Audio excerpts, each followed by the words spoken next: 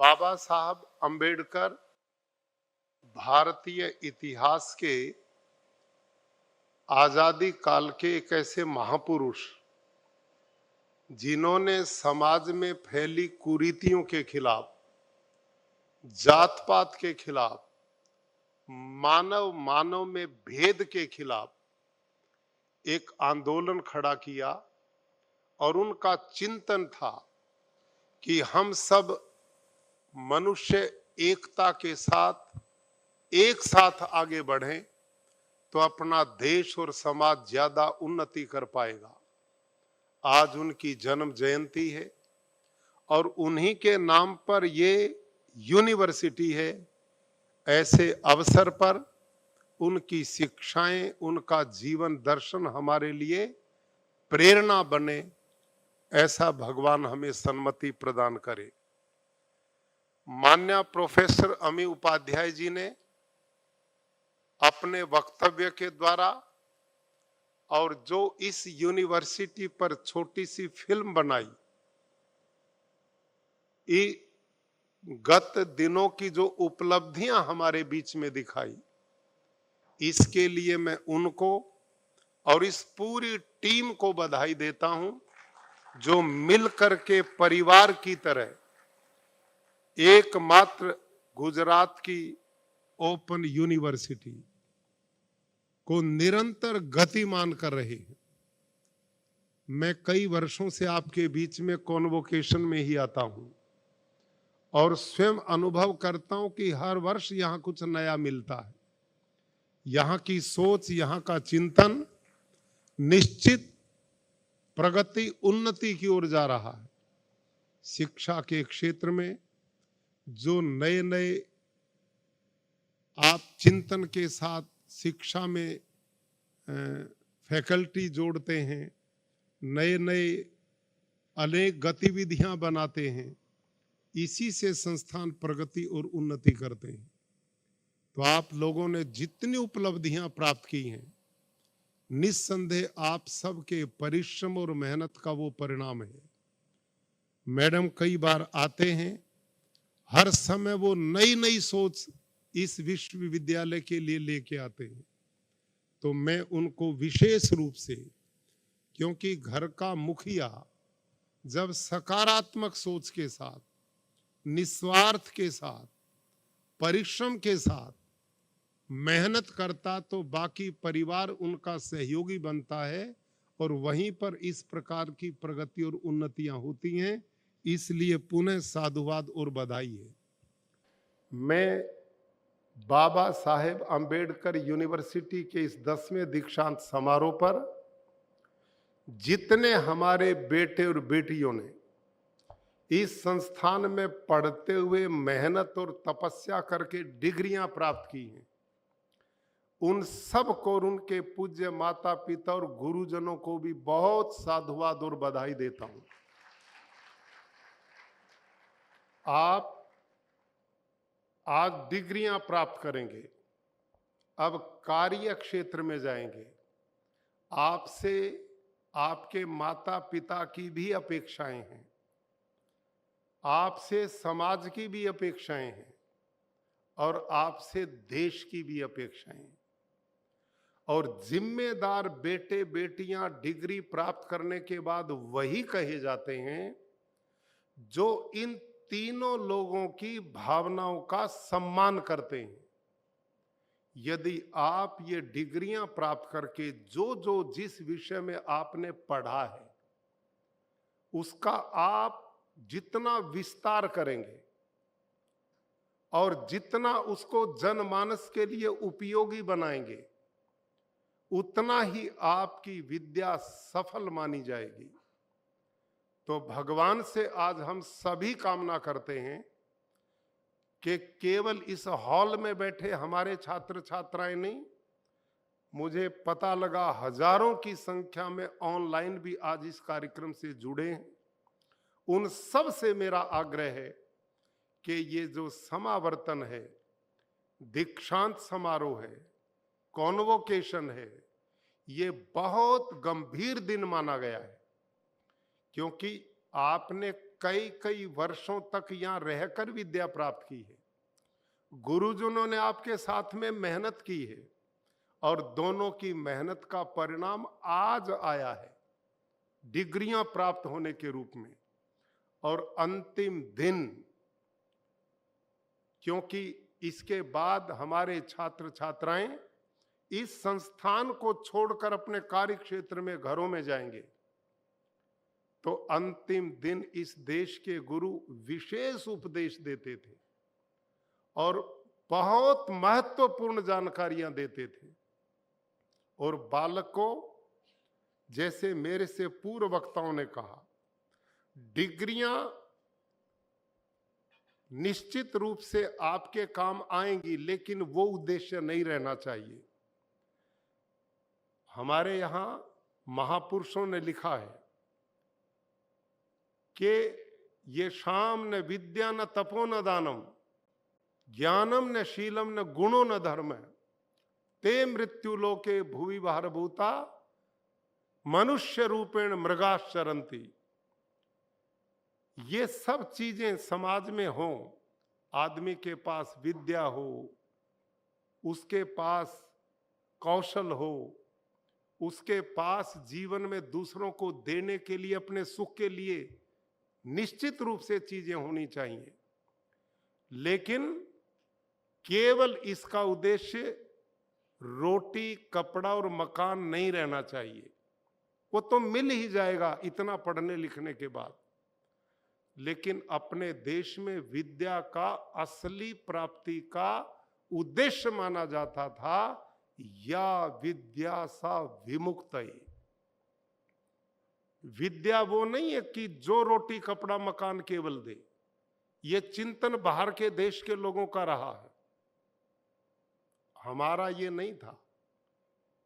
एक दो हाथ वाला व्यक्ति, दो आंख दो पैर वाला व्यक्ति, और दुनिया में हर प्राणी से अलग परमात्मा ने जिसको बुद्धि दी है, वो इतना सुंदर शरीर और बुद्धि प्राप्त करके रोटी का भी नहीं प्रबंध कर सकता, उसका धरती पर आने का लाभ क्या हुआ?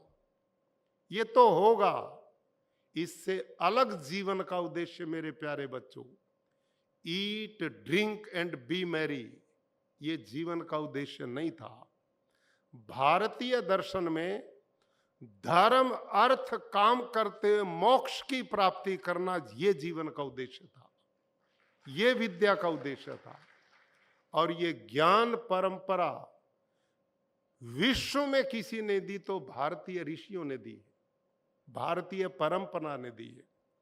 यहां वेद और उपनिषदों में लिखा है, विद्याम च यस्तद वेदो वहम सह अविद्यया मृत्युम तीरत्वा विद्यया अमृतम अश्नुते। दो चीजें हैं, ध्यान करो, एक है विद्या, एक है अविद्या, एक है पराविद्या, एक है अपराविद्या। पराविद्या कौन सी है? जो यहां से परे की है। और अपरा कौन सी है? जो जहां रह रहे यहां की है। और जो कौन सी विद्या है जो यहां की है? ये जो ना माइक, ये यहां की विद्या है। ये भवन निर्माण की विद्या यहां की विद्या है। ये वस्त्र जो पहने हुए ये यहां की विद्या है। ये साइंस टेक्नोलॉजी, ये रेल, ये हवाई जहाज, ये सड़कों का निर्माण, ये भवनों का निर्माण, ये कारखानों का निर्माण, ये धन दौलत वैभव संपदा, ये सब जो चीजें हैं ये अविद्या का परिणाम है। ये अविद्या, इसको भारतीय ऋषियों ने अविद्या कहा। ये बहुत जरूरी है अविद्या, ये साधन है, ये ही साधन है। और प्राप्त करना साध्य को, साध्य साधन से ही मिलेगा। जहाज में बैठ करके चलोगे तो दिल्ली आएगी, जहाज में बैठ के चलोगे तो मुंबई आएगा, रेल में बैठ के चलोगे तो द्वारिका जाओगे, रेल में बैठ के चलोगे तो मुंबई पहुंचोगे। ये साधन है, जरूरी है जीवन को, यहाँ के जीवन को सरल बनाने के लिए। सरल क्यों बनाना? ताकि हमारा समय बचे। किस काम के लिए? पराविद्या को जानने के लिए, उसको अपनाने के लिए जिसके लिए हमने जन्म लिया है। और वो क्या है? आत्मा क्या है, परमात्मा क्या है, ये संसार क्या है, और इससे बाहर भी कुछ है क्या, सभ्यता क्या है, संस्कृति क्या है। ये बहुत गहरा ज्ञान था इस देश में। आज हम इसे समझ नहीं पा रहे, किसी पे समय नहीं है, लेकिन जीवन दर्शन तो वही था। देखो ध्यान से, ये शरीर है ना, ये सभ्यता है, और इसके अंदर जो इसको गतिमान करता ना, उसका नाम संस्कृति है, और उसका नाम आत्मा है। ये शरीर दिखाई देता है, ये दुनिया भी दिखाई देती है। दिखाई देता इसलिए सत्य इनकार नहीं कर सकते, लेकिन इससे भी ज्यादा सत्य इसमें न दिखाई देने वाला आत्मा है। बेटे और बेटियों ध्यान करो, आत्मा शरीर के बिना रह सकता है, लेकिन शरीर आत्मा के बिना नहीं रह सकता। यह सत्य है, लेकिन परम सत्य आत्मा है। ये संसार दिखाई देने वाला सत्य है, लेकिन इसको बनाने वाला, चलाने वाला, संहार करने वाला परमात्मा इससे भी ज्यादा सत्य है। इसलिए भारतीय ऋषियों ने वेदों में कहा, हिरण्यमयेन पात्रेण सत्यस्यापि हितमुखम तत्वम पूषण अपावरणु सत्य धर्माय दृष्टयो लोगो। ये जो दुनिया की चकाचौंध है ना, ये दुनिया की नहीं है, प्रकृति की नहीं है। ये जो शरीर मेरा आपका चमक रहा है, शरीर की चकाचौंध नहीं है। इसमें न दिखने वाले आत्मा के कारण चकाचौंध। आत्मा निकल जाए ना, और जो फिर लाश बचती ना, मुर्दा, उस पे कितना ही लिपस्टिक पाउडर लगा दो, कतई चमक नहीं आती। क्यों साहब? असली सत्ता अंदर की है, आत्मा की है। तो संसार में उन्नति करें, रेल, तार, रेडियो, विकास, प्रगति, उन्नति करें, कोई रुकावट, भारतीय दर्शन ने इसका विरोध नहीं किया। लेकिन इसी का हो जाना, इसी में लिप्त होना, इसी में मर जाना, यह कोई उपलब्धि नहीं है। इसके द्वारा उसकी प्राप्ति, यह साधन है, वो साध्य है। सीढ़ी होती है छत पर चढ़ने के लिए, यदि सीढ़ी ने पैर को पकड़ लिया तो छत पर नहीं चढ़ सकते। आप घरों से, और मैं कैसे आए घरों से यहां तक? एक पैर ने, धरती ने पैर को पकड़ा, और दूसरे पैर ने धरती को छोड़ा, फिर पैर ने धरती को पकड़ा, फिर पैर ने धरती को छोड़ा, तभी तो यहां आ गए। और दोनों पैरों ने धरती को पकड़ लिया तो वहीं के वहीं खड़े हो जाओगे कि नहीं?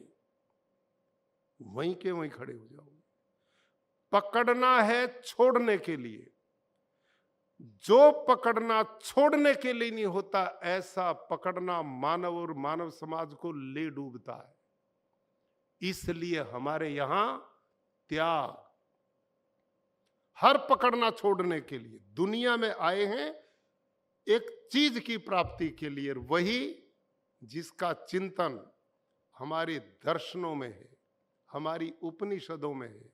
उसी को तो कहा सा विद्या विमुक्त है। जो इस दुनिया में आदि भौतिक, आदि दैविक, आध्यात्मिक तीन प्रकार के दुख हैं, विद्या उसे कहते हैं जो इस तीनों प्रकार के दुखों से व्यक्ति को छुड़ा दे और मुक्ति की ओर ले जाए, उसका नाम परम विद्या है। ये अविद्या इस धरती पर किस लिए हम पढ़ते हैं? मृत्यु से तरने के लिए। देखो, ध्यान करो, थोड़ा सा समाप्त करता हूं। बोर तो हो गए क्योंकि पढ़ते नहीं इस विद्या को, और जो ध्यान देगा तो समझ में भी आएगी। जो हमने पढ़ा है ना, पुस्तकीय ज्ञान, दुनियादारी की यह विद्या, इसको उपनिषद और वेद अविद्या बोलते हैं। और अविद्या का काम क्या है? मृत्युम तीरत्वा। ये विद्या पढ़नी इसलिए जरूरी क्योंकि ये मृत्यु से बचाने का काम करती है। ये मृत्यु से बचाती है। कैसे बचाती है? आपने पढ़ाई की, आज डिग्रियां लेंगे, अलग अलग क्षेत्र में काम करेंगे, उससे आप पैसे कमाएंगे। भगवान ने करे हम बीमार हो गए तो डॉक्टर पे जाएंगे तो पैसे मांगेगा कि नहीं? आपने इस अविद्या से पैसा कमाया, पैसा डॉक्टर को दे दिया, डॉक्टर ने दवाई दे दी, मरने से बच गए, मृत्युम तीर्थवा होगी क्या नहीं?